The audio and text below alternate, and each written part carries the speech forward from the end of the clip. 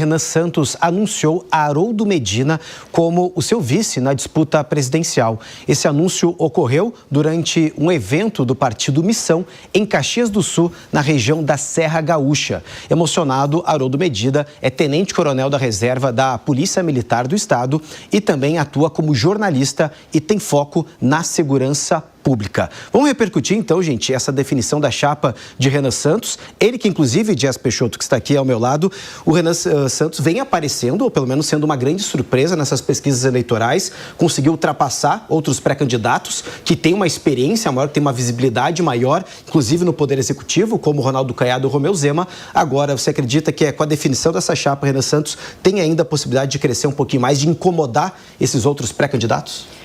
Então, o Renan Santos está surpreendendo e está deixando, talvez, algumas dessas campanhas com medo. E quando nós olhamos para a escolha do vice, que é uma escolha na pauta da segurança pública, ele que está levando aí um dos seus lemas, que é prendeu, matou, ele está dialogando com uma dor latente da população. O engajamento nas redes sociais dele supera de todos os outros pré-candidatos, exceção talvez de Flávio Bolsonaro. Mas é um crescimento expressivo em um cenário que uma pessoa que não ocupou o cargo público consegue, neste momento, segundo a pesquisa que nós tratamos mais cedo também, estar à frente de ex-governadores de estado por 2 mandatos, as figuras de Ronaldo Caiado e também a figura de Romeu Zema. E a margem aqui, entre 7,8% para Renan e 2% para Romeu Zema, acaba sendo uma margem grande aí para a gente considerar nesse universo. Ele se mostra também um bom debatedor e isso nos debates presidenciais chamará a atenção. E mais, ele está numa linha independente. O que é essa linha independente? Ele está ativamente criticando determinadas questões de Flávio Bolsonaro e também diversas questões do atual presidente da República. Então, esse compromisso, essa independência, autenticidade que faz muito diferença para o eleitorado, devem preocupar. Na minha visão, o Renan Santos tem muito ainda a crescer. Lucas Merreiro, eu te faço a mesma pergunta relacionada a essa chapa puro sangue, com base naquilo que a gente conversou antes sobre Caiado e Kassab também comporem, junto com o PSD, uma chapa puro sangue. Isso demonstra uma força que o partido, que a sigla quer apresentar aos eleitores, ou faltou articulação com alianças que são tão também emblemáticas e necessárias quando a gente fala de projeção nacional?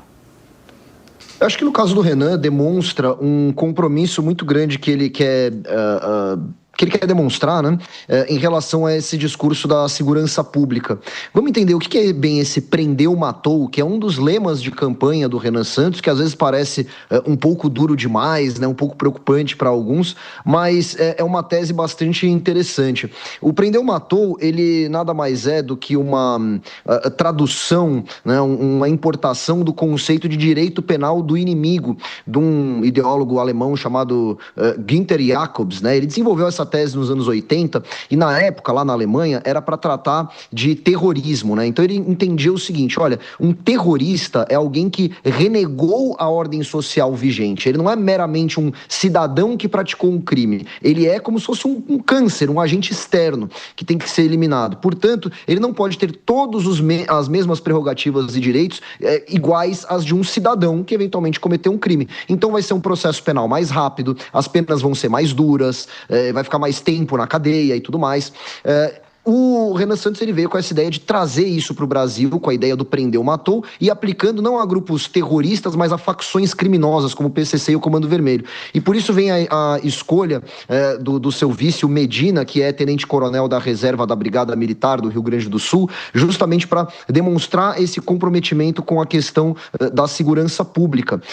Só para adentrar um pouco mais na questão da comparação com outros candidatos, é muito interessante, de fato, ver isso que a Jess levantou pra gente, né, de que governadores bem estabelecidos como Caiado e Zema tentaram de tudo, né, tentaram até trazer um discurso um pouco mais bolsonarista, ver se conseguiam conquistar mais pessoas, e foram candidaturas que não deslancharam, como a gente pôde ver na pesquisa Atlas.